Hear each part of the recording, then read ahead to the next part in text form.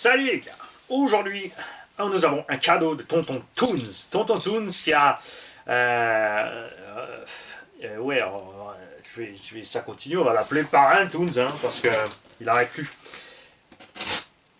Il a eu l'envie tout d'un coup, parce que c'est comme ça, hein, quand tu as une bande qui roule, qui fait un certain truc, la plupart des gens ont envie de rouler avec. Parce que tu as maintenant toute une bande qui roule tout d'un coup à un 10e piste. Tu as envie de faire du 1 10 piste parce que tu es à plus. La plupart des gens. Moi pas. Moi si j'ai pas envie de faire de 1 10 piste, je ne ferai pas de 1 10 piste. Et il s'est dit quand même, tiens, allez, je vais m'y mettre. Il s'est investi là-dedans, il a acheté une bonne machine, il a acheté tout ce qu'il faut, des pneus mousse, tout ce qui va avec. Et finalement, ben... bon, il ne vous dira pas le contraire dans la vidéo, Mani lui avait prédit. Et attention, tu vas vite t'ennuyer avec ça. Surtout si tu roules d'après des specs stock, c'est-à-dire avec un nombre de caves limité, un moteur d'une certaine taille, et ensuite tu tires sur le pignon à mort pour rattraper la différence, et que à part vider la lipo vite fait, il va rien se passer. Même si ça bombarde quand même, c'est quand même le indice, c'est vite limité. Si t'as pas un circuit, c'est mort. Et sur circuit, si t'as pas un accès facile, les gens coulent, si c'est pas juste à côté de chez toi, c'est très vite mort aussi. C'est un fait. Résultat. Il me dit, voilà, j'ai cette Tamiya, machin. Je dis, ouais, combien tu veux la vendre? Il me dit, mais rien du tout. C'est un cadeau pour le garage. Nous avons donc, accrochez-vous bien ici, une TB04 Pro pour le garage. J'arrivais pas à la vendre, autant qu'elle profite à quelqu'un d'autre. Il n'avait pas fait un prix démentiel, mais ouais, on est dans une catégorie de gens, un 10 pistes, vraiment, vraiment compliqué. Pas tous, hein. C'est toujours comme ça, c'est la minorité qui est compliquée, mais ce qui fait que toute la discipline devient compliquée. Des gens pointus, pinailleux, alors soit il faut que ça soit complètement neuf pour 100 balles, soit si c'est, ouais, s'ils sont pas sûrs au niveau du jeu est difficile, ou la couleur de la carreau ne correspond pas, alors que le carreau ça se change à gogo, faut que ça soit gratuit, hein. Limite il faut les payer pour leur donner le matos.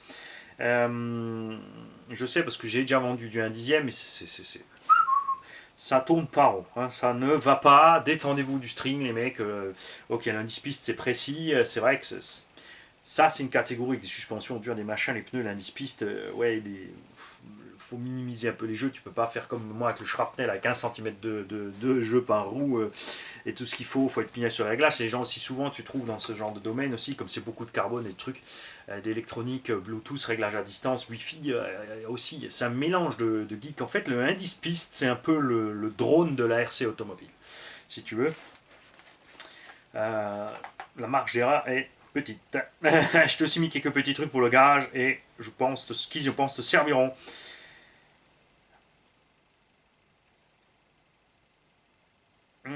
Et le reste, j'arrive pas à dire. Tonton Toons. Alors, qu'est-ce qu'il nous a mis d'autre, Tonton Toons? Il nous a mis des méga pouet bags.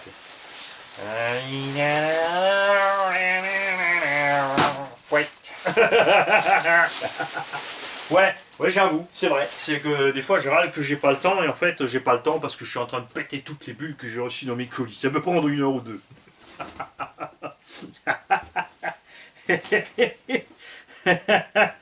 Je vais vous gâcher la journée, vous imaginez la chose avec du savon et des trucs lubriques.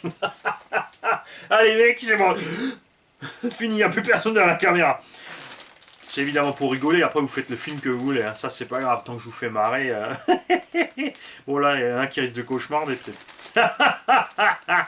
Alors, Tamiya, c'est un module à part pour les dents, des pignons, donc vaut mieux acheter des pignons Tamiya sur des couronnes Tamiya, sinon tu vas avoir des trucs bizarres au point de vue des bruits et des usures. En indice, tu as quand même des couronnes plastiques, même au niveau des diffs. Après c'est petit, il n'y a pas trop d'efforts, les pignons d'attaque aussi sont en plastique, ça va. Et tu achètes les choses par grappe, c'est pour ça que tu te retrouves généralement avec un gros farfet de pièces Tamiya en plus, surtout si tu as toujours le même problème, si tu pètes toujours la même pièce qui est toujours la même grappe. On va dire c'est la chape avant droite, tu pètes tout le temps la chape avant droite, tu vas te retrouver avec 20 grappes B12, des grappes complètes avec plein de pièces, et toi tu n'auras besoin que d'une pauvre chape à chaque fois. Heureusement que c'est pas trop cher. Nous avons évidemment les pneus piste qui sont très répandus, et les pneus mousse sur ces jantes là, je ne sais plus la marque, on en avait reçu plein aussi avec la Capricorn Lab, souvenez-vous. Ces pneus mousse sont géniaux. C'est clair, ils sont durables, tu peux rouler jusque sur la jante, ils ont un super grip. Moi j'ai essayé ça sur parking avec du 20-30 short, c'est une merveille. On a monté ça à Alexis et à son père, puisqu'il était venu, souvenez-vous, avec le petit truck au bas avec les pneus caoutchouc. C'est vrai que ça glisse, t'as pas un super grip, tu mets ça dessus, c'est génial. Bon, tu les flingues en une journée, mais c'est pas trop cher. En plus, tu peux les traiter avec des produits Coralie ou Paragon pour les mousses. C'est juste infernal. Carte de programmation Hobby-Wing et tous les dérivés Hobby-Wing. Hein. Moteur Orion Néon 14 4100 kV. Ça, c'est sympa. On pense que c'est du Hobby-Wing, par contre, bon évidemment hein, c'est Orion donc ils veulent leur carter avant spécial. J'ai pas regardé chez Hobby-Wing si le carter avant est boulonné aussi comme ça tout autour. Ce qui est bien, regarde dans le temps on avait 3 vis autour, là il y en a 6. Parce que je suis définitivement pas fan des carters avant boulonnés par le côté, il y a un risque d'arrachement. Après sur des petits moteurs indices, aucun souci, aucun souci. L'axe dedans est quand même en 5, il a été fraisé en 3,17 à l'extérieur par la suite. Parce que beaucoup de pignons moteurs en indice sont en 3,17. Tu galères à trouver en 5 mm. Alors, le module 48, tu trouves. Quand tu recherches ce genre de module, ne te complique pas la vie. Tu vas sur AliExpress, eBay, tu mets 48P pour pitch. 5 mm. Bore, B-O-R-E, c'est trou de 5 mm. C'est tout. Tu ne mets pas plus. Ce n'est pas la peine d'écrire pignon, module 32 pour moteur axe de 5 mm. Google ne te trouvera rien, ça c'est clair, arrêtez de vous compliquer la vie, les recherches se font par mots-clés. Donc 48 pitch, c'est le module que tu cherches, 5 mm bore, même le bore, tu n'as pas forcément besoin, tu mets 5 mm pitch, 48 pitch, 5 mm et tu vas trouver des pignons. Tout ce que tu veux. Après là, le module Tamiya, c'est chaud, c'est sûr, là tu ne trouveras pas. Donc tu es condamné à des 3,17. Perso, je préfère les axes de 5. Hein. C'est clair. Après, au début, c'était 3,17, c'est pour une raison de poids, mais ton axe dedans est quand même 5, donc ton moteur est quand même globalement plus lourd. Par contre, 4100 kV, là, celui-là, ça doit être sympa quand même, hein, dans un petit indice comme ça, là. Même en tout terrain, dans un petit buggy indice tout terrain en 2S, ça doit être sympa le 4100. Il faut savoir que on m'a demandé aussi de faire une vidéo par rapport au nombre de S, au nombre de kV, etc. C'est sûr, c'est pas évident à savoir. C'est sûr que en moteur, un 8e maintenant, en plus grand 36-74 ou des trucs comme ça, un 4100 kV, tu ne l'alimenterais pas en 4S. Les petits moteurs comme ça, tu peux. Le rotor est plus petit, les aimants résistent à plus de vitesse de rotation. Tu as des possibilités de rotation folles là-dessus. Tu peux mettre 3S. Théoriquement, même d'après la limite de rotation de certains moteurs, tu pourrais mettre encore plus, mais ce qui ne suit pas, généralement, ce sont les varios qui vont avec. Ça, c'est, les données constructeurs souvent sont floues, c'est un fait. Ils te donnent une puissance, soit la continue, soit la puissance réelle. Alors chez Hobby-Wing c'est un problème, puisque au début sur le site Hobby-Wing, tu avais écrit les moteurs Hobby-Wing 2400 kV, les gens disent ouais je vais acheter le moteur Orion, il fait 5000 kV, il est plus puissant le moteur Hobby-Wing, c'est de la daube. Sauf que les 5000 annoncés par Hobby-Wing, par Orion par exemple, étaient la puissance max, donc moins de la moitié en puissance continue, ça nous ramène donc bien à la puissance Hobby-Wing, affichée sur le site Hobby-Wing, qui elle, n'était pas la puissance max, mais la puissance continue. Donc moi j'aime bien Léopard pour ça, parce que chez Léopard, tu as la puissance max, la puissance continue, le poids, la longueur de l'axe, le diamètre du rotor, etc. La consommation et le nombre de S maxi et les vitesses de rotation maxi des rotors. C'est surtout ça qu'il nous faudrait, la vitesse de rotation max des moteurs. Parce que c'est ce qui va faire que tu puisses calculer. Si on te dit ton rotor prend 100 000 tours, c'est pas la peine de dire est-ce qu'il prend 2, 3 S. Tu divises 100 000 par 4100 kV et tu auras le nombre de volts que tu peux lui coller dessus. Sauf si je viens de faire une connerie. On verra ça. On a une boîte Surpass Hobby. Et dedans, nous avons un moteur Connect 550. Donc c'est les mêmes moteurs qui sont livrés dans les Arma, tout ce qui est Traxxas et compagnie. Donc ce sont les 540 avec un ventilo au tulle. Le bobinage reste un 540. Ce ne sont pas super puissants. Est-ce qu'on a le nombre de tours? C'est un 20 tours, donc ça c'est pas super rapide, ouais ça va pour un petit MT10. On a le variateur qui va avec, qui a eu clairement un souci, qui a cramé. Et le récepteur aussi Connect, puisque récepteur issu de ces radios Connect, absolument pas fiable, catastrophique, ces radios Connect, à éviter comme la peste. Tonton Toons, comme à chaque fois, m'a envoyé des consommables. Du matte black. Par contre, on ne sait pas. Enfin, je lirai plus tard si ça va sur plastique, sur les flexibles. Du dégrippant et du nettoyant électrique.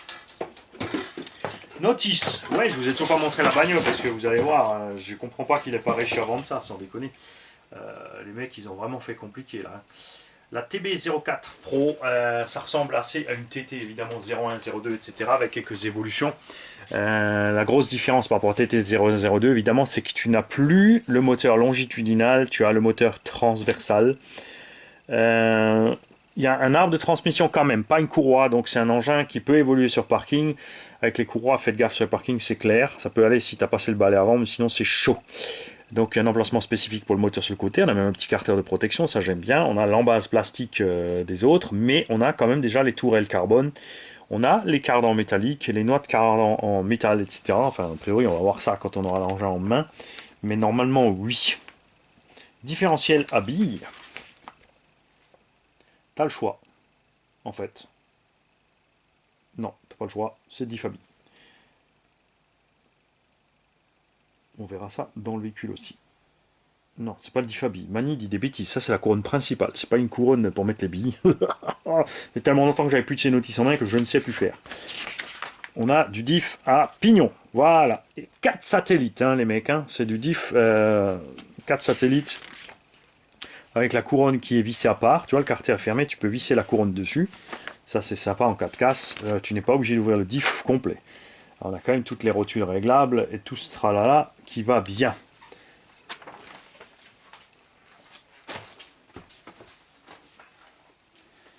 Des boîtes de gants nitriques. Ça résiste aux hydrocarbures. Tu peux travailler dans l'huile et la graisse avec ces gants-là sans t'en foutre sur les doigts. Et c'est très bien qu'ils m'envoient ça parce que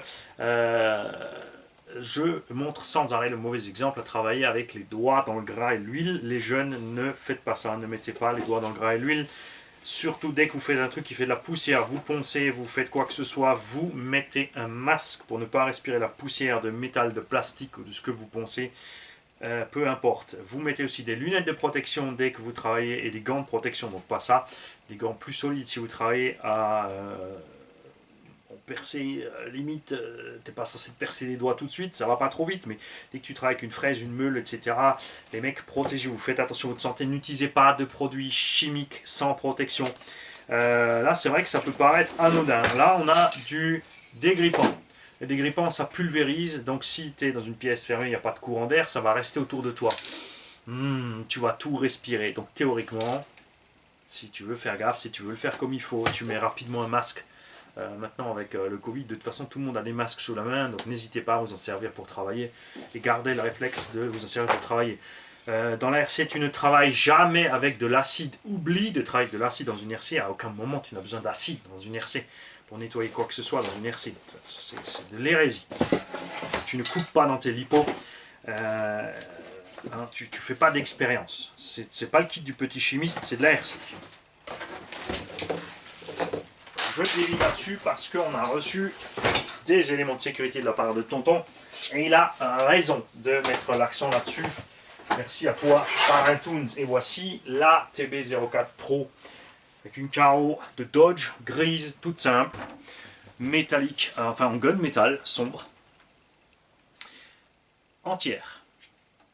Et évidemment, il y a eu un petit peu de touchette et encore, tu rigoles. Regarde. Il n'a pas dégommé la bagnole, Tonton. Hein, c'est pas comme le Mani. On indice souvent, enfin en GT en général, tu es obligé de couper un gros bout de l'arrière parce que tout l'air qui s'engouffre dans la carreau doit pouvoir sortir. Donc souvent, on voit beaucoup de choses découpées sur les engins pistes. Après, je ne sais pas quelle est la réglementation sur circuit. Et là-dessous, une TB04 Pro en parfait état. Donc la TB04 Pro a toujours le châssis plastique. Cardan central alu, toutes les noix en ferraille. Franchement, la transmission, rien à voir avec les TT0. C'est vraiment, ça avance super.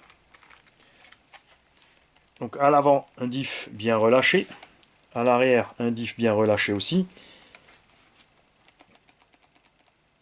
On a des petits jeux longitudinaux, axial, tout ça, parce que c'est monté sur les axes. Donc les difficiles mettront une petite rondelle téflon pour empêcher ce genre de choses. On a comme déjà les biellettes, tout ça à pas inversé en alu bleu. Même, tu vois, les arrêtoirs de bar stab sont en alu bleu. Tu as évidemment bar stab avant-arrière. Amorto alu, plastique avec quand même les capuchons alu. Hydraulique, ça va de soi. Ils ont réglé bien souple et agréable. Donc les tourelles en carbone. Visserie Tamiya cruciforme. Comme ça, tu n'as besoin que d'un seul tournevis. Ah, là, il avait perdu une vis, il en a mis une autre. Hein, tu crois qu'on n'avait pas de voir, tonton? Là, enfin là, c'est marrant, on a quand même des six pans. Tu vois, ça c'est un peu dommage. Hein. Soit tu mets tout crucis, soit tout six pans. Mais l'avantage du crucis, c'est comme dit, tu n'as qu'une seule taille de tournevis. C'est des aimants plastiques, c'est un véhicule relativement simple. Donc le crucis, il n'y a pas besoin de force de serrage extrême. On a le sauve-cerveau monté directement sur le cerveau. En cerveau, on ne sait pas ce qu'il y a dedans. On n'a plus l'étiquette. On a le sauve-cerveau aussi, Tamiya aussi alu, qui a l'air pas trop mal. Il est balèze. Oh, le sauve-cerveau, ouais, il décrotte pas tout de suite. Hein. Il est bien balèze. Multitude de points d'ancrage, de réglage pour les biellettes ici au niveau du train. Pas au niveau des portes-fusées. À l'arrière, oui. Tu as deux ancrages sur les portes-fusées et une multitude ici en haut. Il existe évidemment l'option châssis carbone. Mais là, on est... C'est un peu ce qui me paraît bizarre sur ces versions Pro. On est quand même sur la version TB04, donc le véhicule de base, nouvelle génération pour le piste et rallye Tamiya, avec sa transmission par cardan. Donc on est bien protégé. Quand le moteur est monté dedans, pour qu'une pierre aille bouffer le pignon couronne, il faut y aller quand même, mais c'est vrai que le cache pourrait être mieux fait. Le cache est quand même relativement ouvert ici, à ce niveau-là, mais ouais, t'as pas vraiment beaucoup de saletés qui vont entrer là-dedans, te détruire couronne pignon. Comme tu as l'arbre, le reste est protégé, donc vraiment sur parking t'es bien. Niveau garde-sol, on n'a pas de butée réglable. Si, on a des butées réglables, on a 4 butées réglables, regarde. On a des petits BTR dans les triangles ici, donc tu peux brider le débattement de ta suspension, donc empêcher le châssis de monter, donc régler ta garde au sol. J'insiste lourdement là-dessus.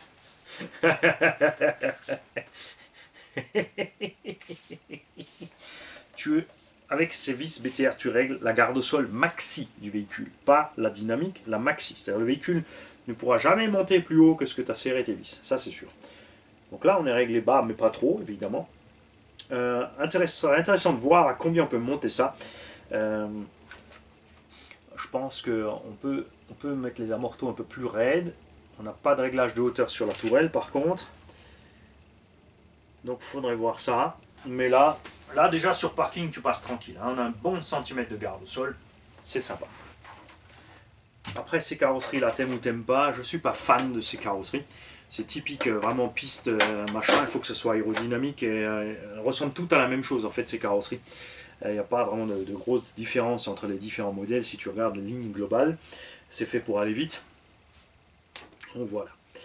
Et toujours aussi incompréhensible sur les pistes, la hauteur des plots qu'on te laisse dehors souvent. Ça peut protéger la carreau sur les retournements, celle-là clairement n'a pas subi de retournement. On voit sur les noix aussi qu'il n'a pas roulé beaucoup. Je t'ai pas montré les noix. Je t'ai pas montré les noix. Hop. Si. On a, regarde. On a un marquage sur les noix et les carnants, tu vois, déjà, quand même. Hein. Après, en 4100 kV, ouais, ça devait pousser quand même un petit peu déjà. Et voir après si tu entends, est-ce que tu peux nous dire si tu roulais 2 ou 3S avec l'engin pour voir ce qu'il en est. Intéressant aussi, regarde, les noix centrales ont plus que, regarde, ils ont 4 fentes. Donc quand tu as bouffé un côté, tu peux faire un demi-tour et rouler avec l'autre côté encore. Ça c'est super. Au niveau des roues, c'est pas le cas. Mais voilà. On a un quart d'heure arrière. Ah, on a un quart d'heure arrière qui est banané, tonton. Ouais. Donc celui-là, on va le redresser. C'est un quart d'heure arrière qui est banané. Voilà. Ça, eh ben, ça va s'ajouter aux 5 véhicules Tamiya qui sont en attente d'être préparés, qui ont déjà été nettoyés et préparés par les tontons, enfin 2 d'entre elles, par Papa RC. On a encore 3 autres à préparer. Celle-là nécessite juste un petit coup de nettoyage à check. Pour la piste, j'opterais personnellement... Bon, il n'y a pas de diff centrale.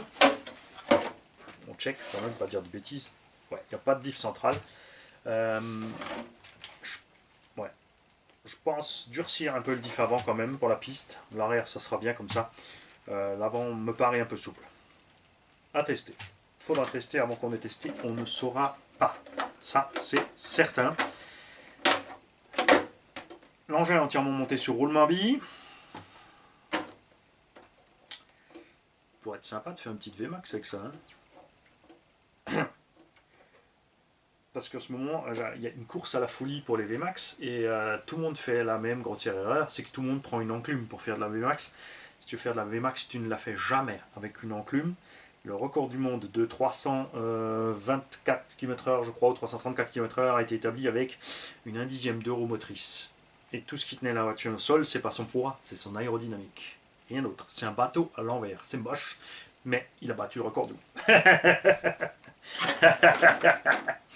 Et bon, après, ok.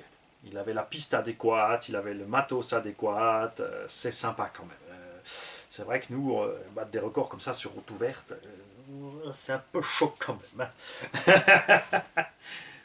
Bah, je te remercie pour tout ça. Vous l'avez réévolué 2021. Salut.